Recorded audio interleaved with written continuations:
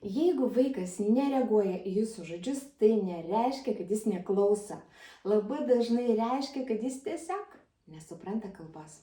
Ir čia yra esminis momentas, nes be kalbos supratimo vaikas nekalbės. Na, bent jau gramatiškai taisyklingai sakinys tai tikrai ne.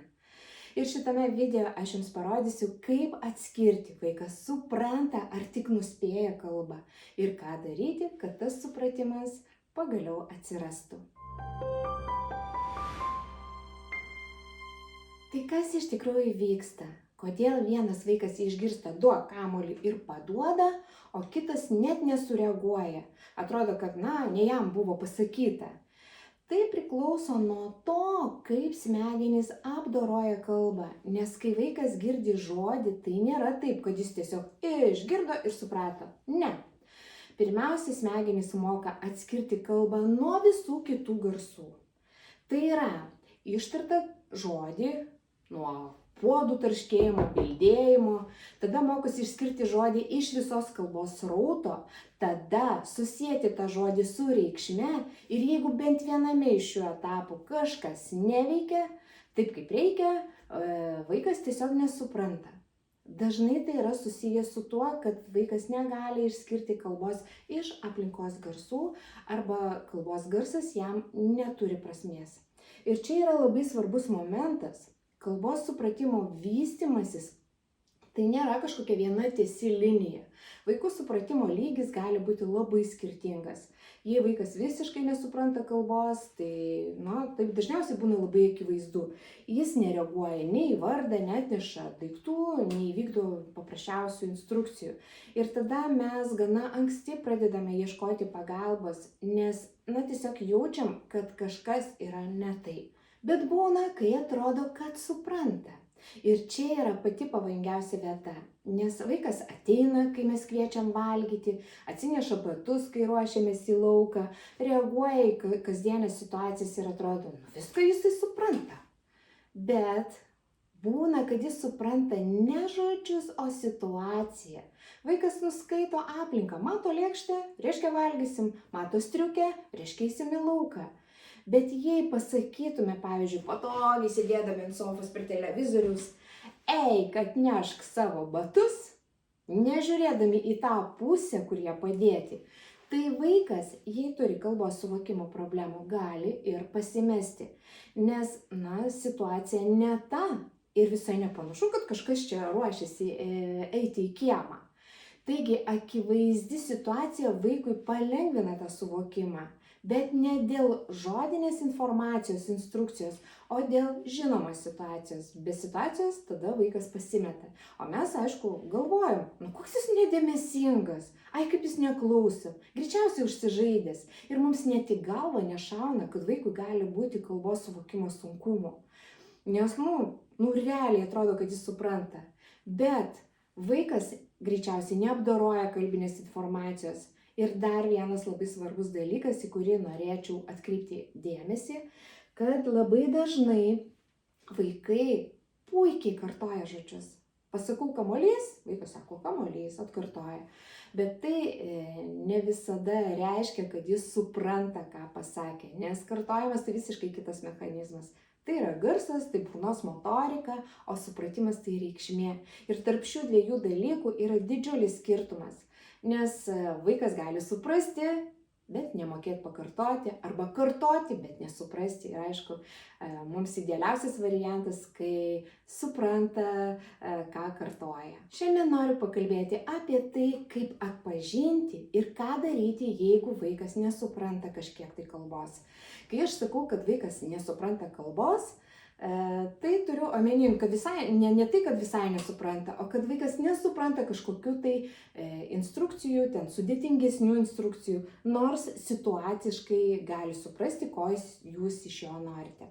Kad vaikas turi kalbos suvokimo problemų, dažniausiai išryškėja nuo 2 metų, kai mes jau pradedame siūlyti arba žaisti kažkokį tai siužetinį vaidmeninį žaidimą ir reikia vaikui paaiškinti taisyklės arba susitarti roles.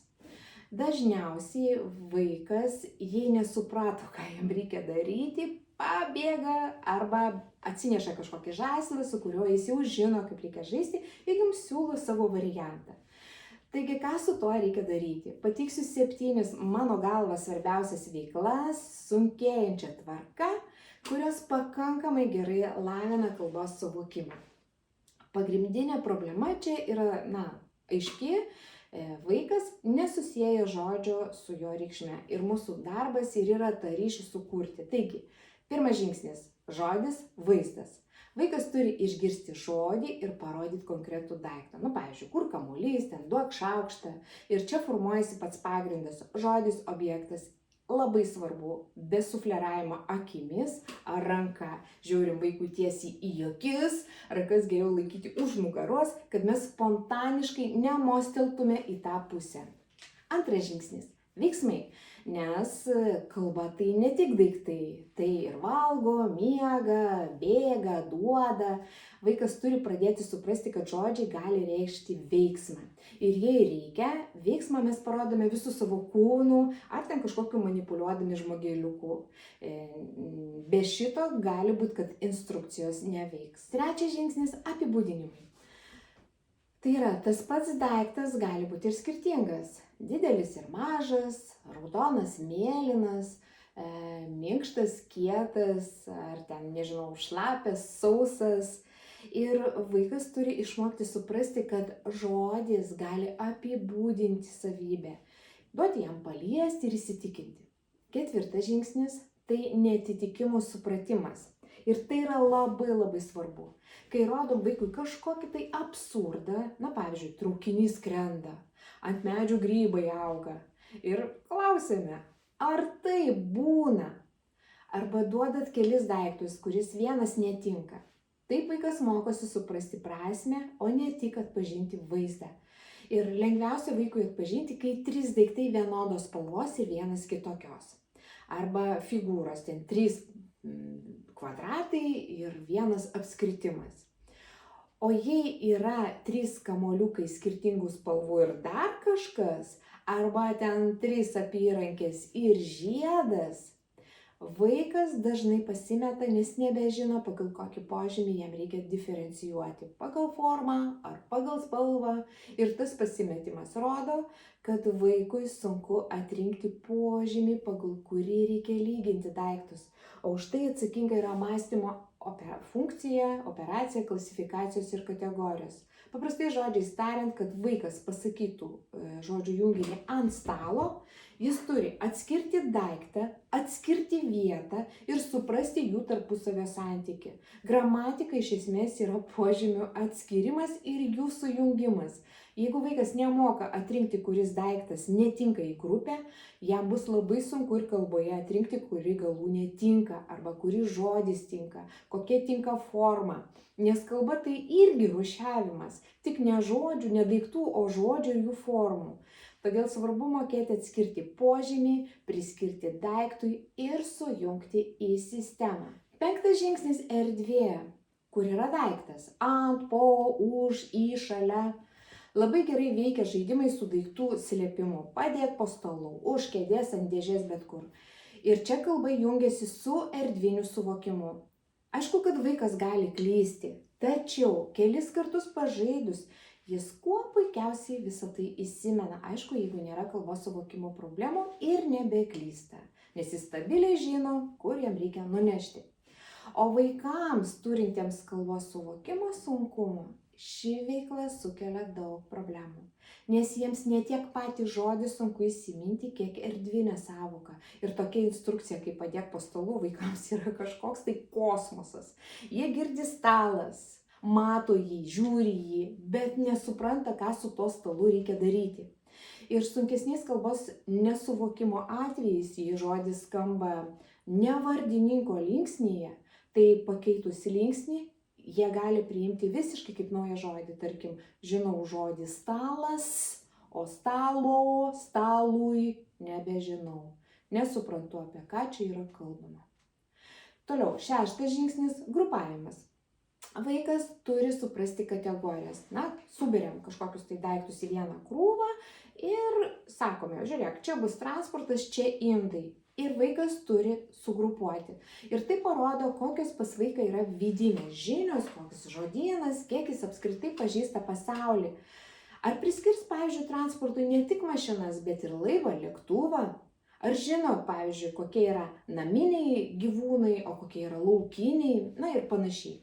Ir tai jau yra aukštesnis lygis, kur smegenys pradeda tvarkyti informaciją ir ją dėlioti į tam tikras kategorijas. Tad nuo 4 metų galite pilnai pradėti tokius žaidimus žaisti. Ir 7 žingsnis – priežastis ir pasekmė. Tai yra, kas įvyko pirmiau, kas paskui. Na, pavyzdžiui, buvo bananas sveikas ir liko tik žievelė.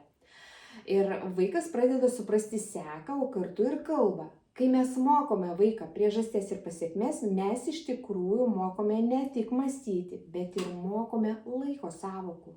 Nes priežastis visada yra pirmiau, o pasekmė yra paskui. Na, pavyzdžiui, lyjo lietus ir atsirado bala.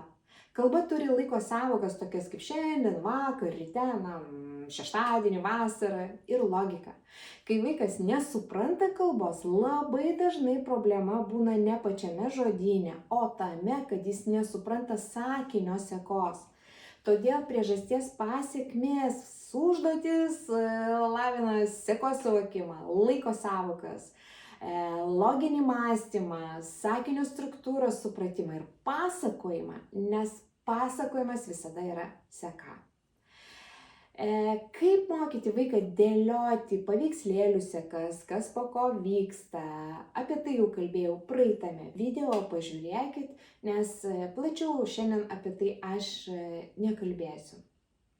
Ir jeigu reikėtų viską labai paprastai sudėti į vieną puodą, tai pagrindinė problema yra ta, kad vaikas nesusieja žodžio su jo reikšme. Ir kol tas ryšys nesusiformuoja, kalba tiesiog neturi iš ko atsirasti. Tai apibendrinant, kalbos supratimas nėra kažkoks tai vienas dalykas, tai yra visa sistema.